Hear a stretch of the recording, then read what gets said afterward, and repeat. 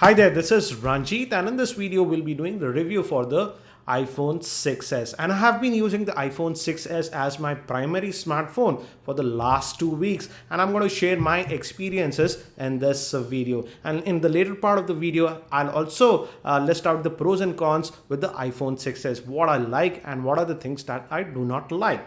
And first, let's talk about the design. Again, the iPhone 6s is actually very similar to the iPhone 6. In fact, you won't know it unless you look at the back. We just have a S. But one thing to note is that the iPhone 6s is slightly heavier compared to the iPhone 6. I would say it's a welcome move. I always felt that the iPhone 6 was just too light. But this one weighs at 143 grams, so it feels good in the hand.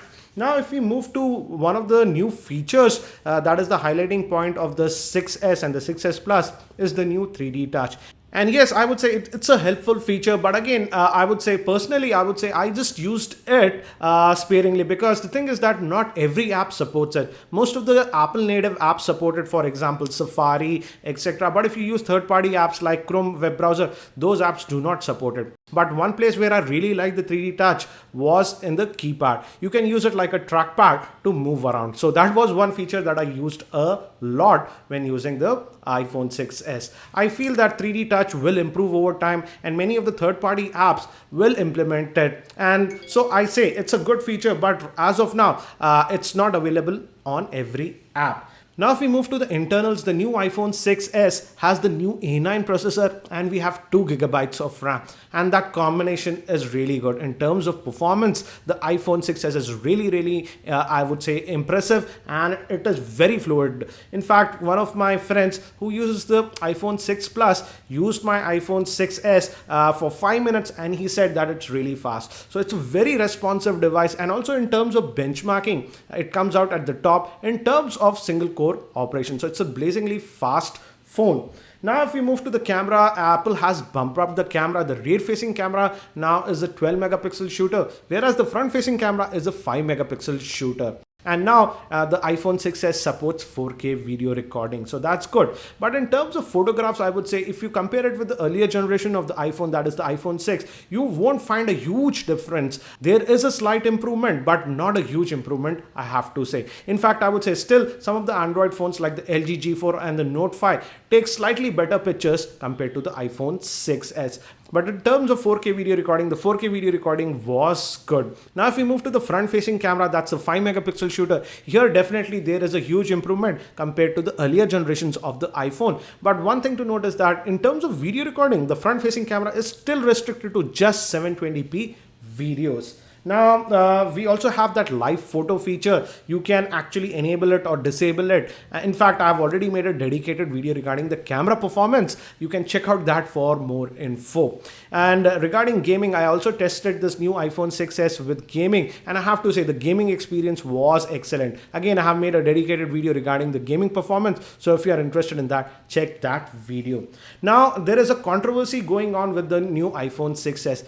Actually, the chip used in this one, it's made by 2 manufacturers, that's TSM and Samsung. And this controversy is known as Chipgate. The thing is that if you get the TSM variant, then the battery life is actually a little bit better, almost 15 to 20% better. But if you get the chip with the Samsung variant, then the battery life is just so-so. In fact, in terms of battery life, I would say mine is the TSM one, which gets better battery life. In fact, Amit Bhavani also got an iPhone 6s, but he got the Samsung variant, and he was not happy with the battery life. For me, I would say in terms of battery life, it was satisfactory with a typical day's usage. At the end of the day, I was hovering anywhere around 25 to 30% of the battery.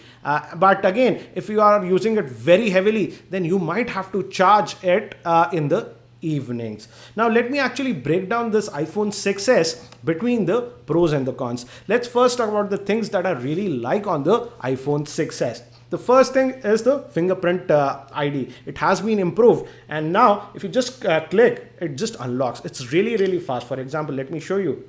As you can see, it's really fast and very responsive. And again, in terms of day-to-day operations also, the phone is extremely responsive, and you won't notice any stutters anywhere while using the iPhone 6s. Also, as I mentioned, in terms of gaming, the gaming performance was very good. Though it also has just a single mono speaker, the speaker is also very loud and clear. Also, in terms of cellular call quality, I made a lot of cellular calls because I was using this as my primary smartphone. And in terms of cellular call quality, I have no problems. The call clarity were crystal clear. I also like that we now have 4K video recording, and there is one more feature, that is always listening with Siri. Earlier, if you want to invoke Siri, you had to tap in, but now we have a keyword, and if the phone is also in standby position like this, the Siri works. But again, I would say the good thing is that accidentally it did not wake up, but again, it does not work every time. I might have to say the keyword twice. For example, hey Siri.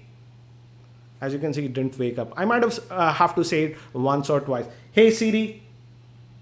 Hey Siri. Now it woke up.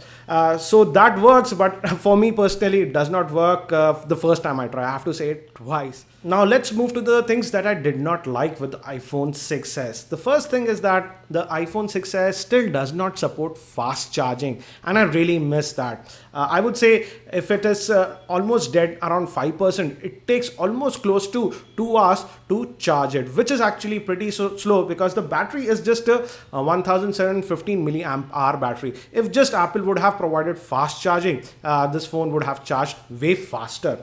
Also, again, this is not restricted to the iPhone 6s hardware. Hardware wise, it's a very good phone. But again, some of the limitations of the iOS, for example, I don't like the notification system. It's just not that refined compared to Android. And I also do not like the fact that some of the apps like Truecaller cannot work properly with iOS because of its restrictions. For example, whenever you get a call, even if you have Truecaller installed, it won't show you who is calling for unknown callers. That works perfectly with Android. So those are the restrictions that are still there with iOS. Also, again, I don't like the fact that we have that chip gate. So if you get the chip with the Samsung variant, then the battery life might not be that good. So I don't like the fact that we have two variants and there's no easy way to know which one you are getting out. If you just look at the box, there's no way you'll know which one you are getting. So I don't like that. Also, when it comes to pricing, here I'm really annoyed. In India, the iPhone 6s, the basic variant, that is the 16 gigabyte variants, starts at 62,000. That's almost $960. So I feel the pricing of the iPhone 6s is actually very high in India. And if you are a person who plans to use the iPhone 6s, I would not recommend the 16 gigabyte variant because out of that 16 gigabytes, you just get 10.6 gigabytes of space available, which might be less if you plan to use this phone for 2 years. So you have to move to the 64 gigabyte variant. That is priced at 72,000 here in India. That's almost $1,100. And I feel that pricing is simply insane in my opinion. And I also do not like the fact that the front-facing camera is restricted to just 720p video recording.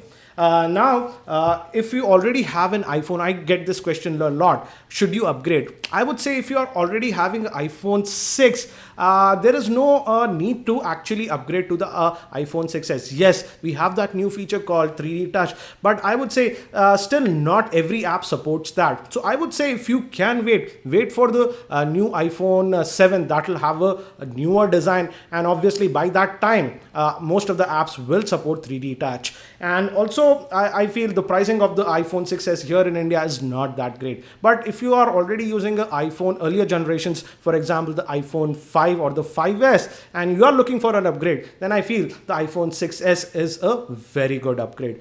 If you found this video review helpful, I'll appreciate if you can click the like button. And if you're not subscribed to my channel, hit that subscribe button. And also don't forget to watch the other videos that I've made on the iPhone 6s. Thanks for watching. This is Ranjit and I hope to see you in my next video.